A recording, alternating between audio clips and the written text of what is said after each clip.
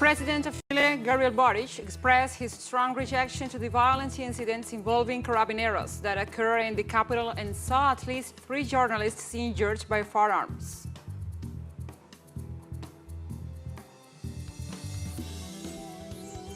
The head of the Russian diplomacy, Foreign Minister Sergei Lavrov, stated that his country does not seek a regime change in Ukraine. He reaffirmed that Moscow's goal is to ensure the safety of the population in the east.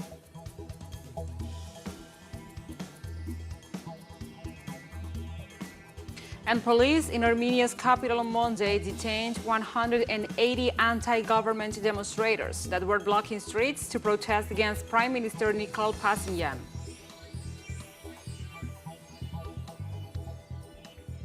Hello, welcome to From the South. I'm your anchor, Gladys Quesada, from the TeleSUR studios in Caracas, Venezuela. We begin with the news. Stay with us.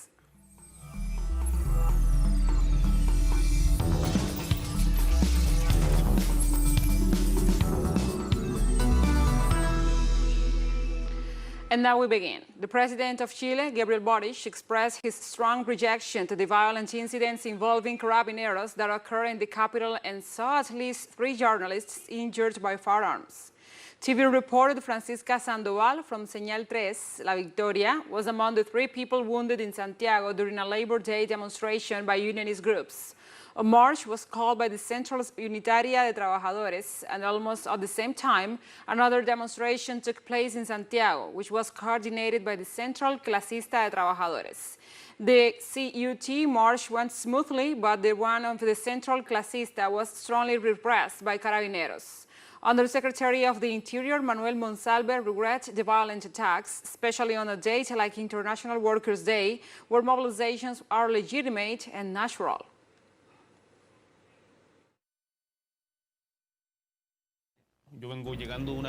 I came from a meeting with different ministers where we discussed this issue, and from the state we will provide support to Francisca and all the people who were injured. That said, what is happening is unacceptable. There can be no half measures. We are normalizing the violence in our country in too many ways. We cannot allow, as a state, criminal gangs to take the streets of our country, and therefore we will use the full force of the law to dismantle them, and the people involved in these events should know that we will not allow them to continue acting this way. And representatives of the Chilean media questioned the violent actions of the law enforcement officers during demonstrations commemorating International Workers' Day. There are many images of these street vendors shooting at people. Therefore, this is a very serious event. We find it suspicious these people so close to the center of the march, where there was a police cordon, could walk around carrying firearms at any time and in any place. And social organizations in El Salvador described as negative the first year in office of the National Congress. The Legislative Assembly, with a large pro-government majority, celebrated its first year in office this Sunday amidst criticism and accusations from the opposition and the international community for some of its decisions. The dismissal of the constitutional magistrates and the approval of Bitcoin as a legal tender were some of the decisions strongly criticized. In this context, the international community and opposition parties expressed their concern about the state of the rule of law in the Central American country and the concentration of power by President Nayib Bukele.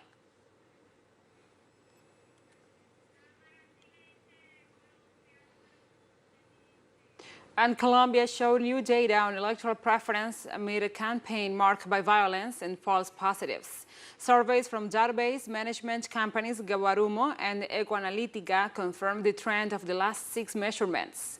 According to national experts, the fieldwork carried out last week gave Gustavo Petro 36.4% of the votes, followed by Federico Gutiérrez with 30.6% and Rodolfo Hernández and Sergio Fajardo with 12.4% and 6.9% respectively. In short, if the elections occur this Monday, the pairing of Gustavo Petro and Francia Márquez will be the winner. More than 2,130 Colombians were polled and asked to this question: for which presidential candidate will you vote if the elections were next Sunday?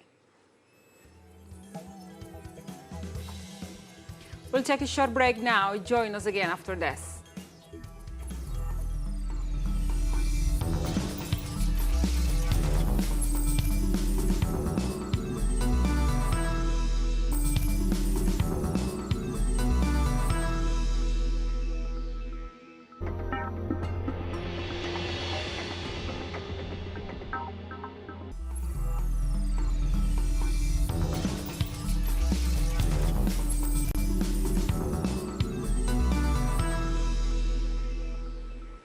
We are back. Costa Rica appointed the Board of Directors of the Legislative Assembly for the 2022-2026 term. The new board includes 5 of the 6 political forces represented in the Congress, after the exclusion of the Broad Front. With a total of 50 votes in favor, Congressperson Rodrigo Arias of the National Liberation Party assumed the presidency of the Legislative Assembly. For the vice presidency, deputies elected Gloria Navas of the New Republic Party and Melina Joy of the Social Christian Unity Party was designated as the first secretary.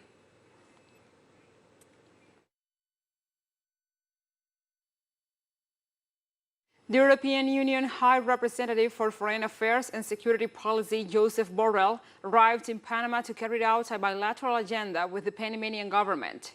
Coming from Chile, Borrell arrived at Tocumen International Airport and was met by Panamanian Deputy Foreign Minister Marta Gordon and the EU Ambassador to Panama, Chris Leo Clark Hunhart. The head of the European diplomacy is expected to meet this Monday with the President of Panama, Laurentino Cortizo, and also with the Foreign Minister, Erika Imuns. The National Front for the Defense of Economic and Social Rights warned that the arrival of the European representatives is the continuation of the visit of the United States Secretary of State, Anthony Blinken.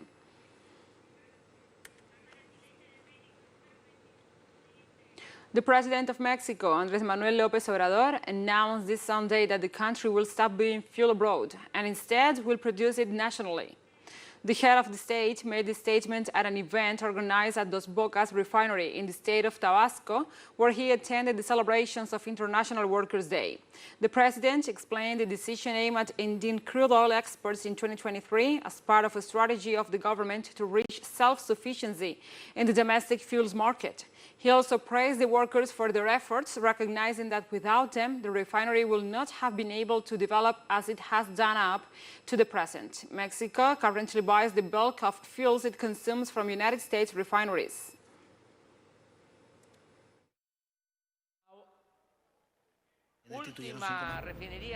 The last refinery that the neoliberals built was the one in Salina Cruz 40 years ago.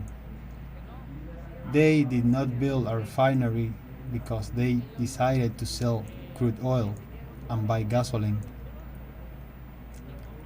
That was the gasoline of the neoliberal period.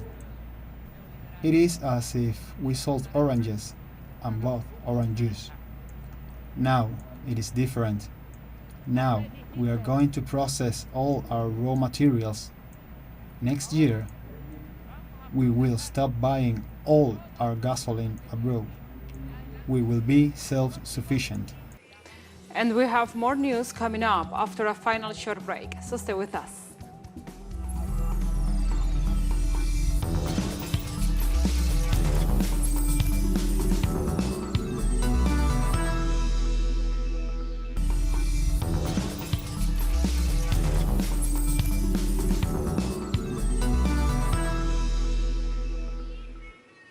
Welcome back to From the South. The head of the Russian diplomacy, Foreign Minister Sergei Lavrov, stated that his country does not seek a regime change in Ukraine. He reaffirmed that Moscow's goal is to ensure the safety of the population in the East.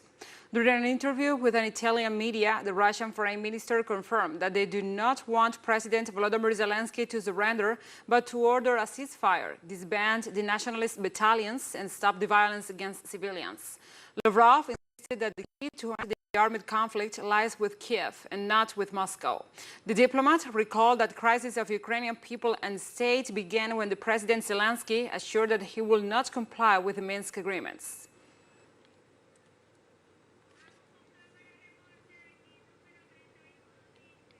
And we have a new report from our special envoy in Ukraine, Alejandro Kierk, this time from the Zaporizhia nuclear plant, the largest in Europe. Go ahead, Alejandro.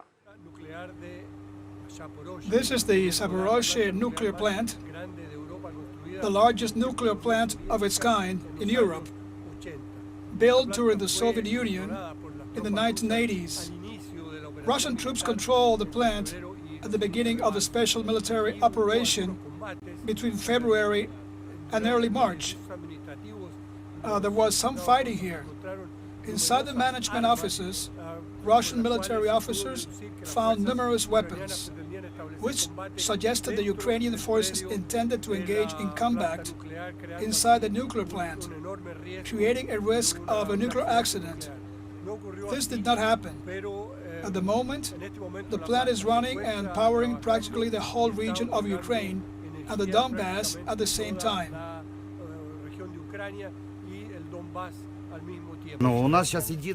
We have a common network with the Russian Federation, with Belarus, because when there was a shortage, we used to buy, and it's just a technical matter to transmit electricity to Europe and to other countries. It's all easily done with our technology in the 21st century. We used to buy electricity.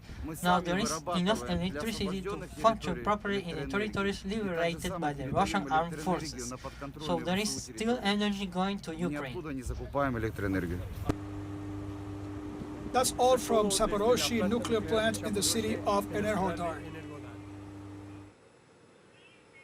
Thank you, Alejandro, for this report, and now we move on to other topics. The head of the Hungarian Prime Minister's office, Gergely Gulyas, said that apart from his country, 9 other European nations have opened accounts in Russian banks in accordance with Moscow's guideline to accept gas payments in rubles. The Hungarian Foreign Minister said on Friday that several European gas suppliers to Russia have agreed to new payment terms in rubles, but were keeping it quiet and disseminating misleading information about this nation's attitude on the subject. Russian Gazprom said that 4 European gas buyers have already paid for gas deliveries from Russia, complying with the Kremlin's resolution to only accept rubles in exchange for Russian gas. Under the new guideline proposed by Moscow, Gazprom Bank opened special foreign currency and ruble accounts for foreign customers. Buyers will be able to then transfer funds in the currencies specified in the gas contracts.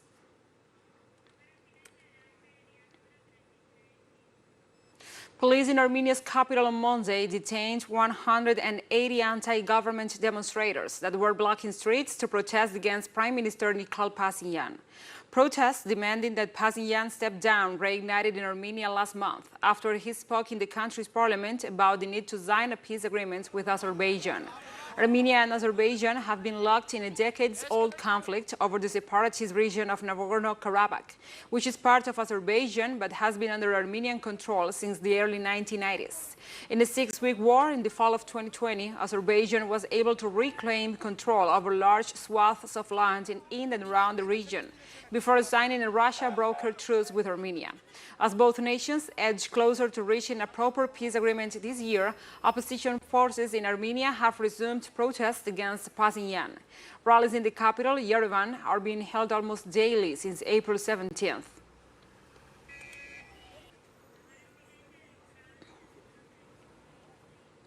In France, Jean-Luc Mélenchon's party La France Insoumise signed an historic agreement with Europe Ecology Les Verts ahead of the June legislative elections. The agreement came after weeks of negotiations progressing between the Socialist and Communist parties. The deal was the culminating moment of this year's May Day, which also saw the parties of the left interact in the Parisian parade in a good-natured atmosphere, rarely seen between parties, but are now aiming to claim a majority at the National Assembly in June. According to sources close to the negotiations, the agreement notably allocates 100 constituencies to the Greens and their allied environmentalist parties. The negotiations between La France Insoumise and Europe Ecology Les Verts were the most advanced of the bilateral discussions initiated by the Insoumise with each of the main parties of the left, after Mélenchon scored 22% in the first round of the presidential election.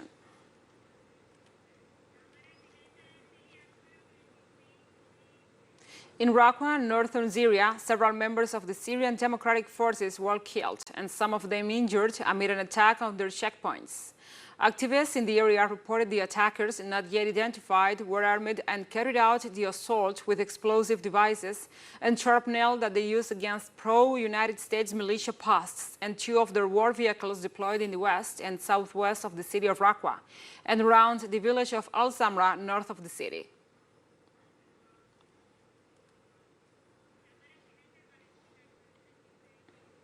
And thousands of Palestine worshippers gathered in dawn on Monday to perform Eid al-Fitr prayers at Al-Aqsa Mosque compound after weeks of tensions with Israeli security forces and Jewish settlers.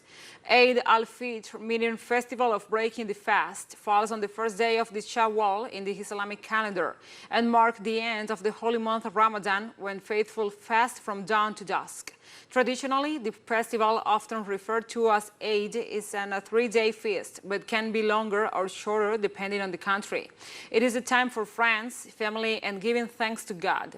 Strict security measures imposed by Israel amid escalating violence did not stop the worshippers from going to the mosque. Men over 50 and women and children under 12 are regularly allowed into the compound during Ramadan for prayers. On Friday, more than 40 people were injured as Israeli forces used stun grenades, tear gas, rubber-coated bullets, and batons against Palestinians. And we have come to the end of this news brief. But remember, you can find this and many other stories on our website at telesurenglish.net. And also, if you feel so inclined, please join us on social media. We are on Facebook, Twitter, Instagram, and Telegram. For TeleSUR English, I'm your anchor, Gladys Quesada. Thank you for watching.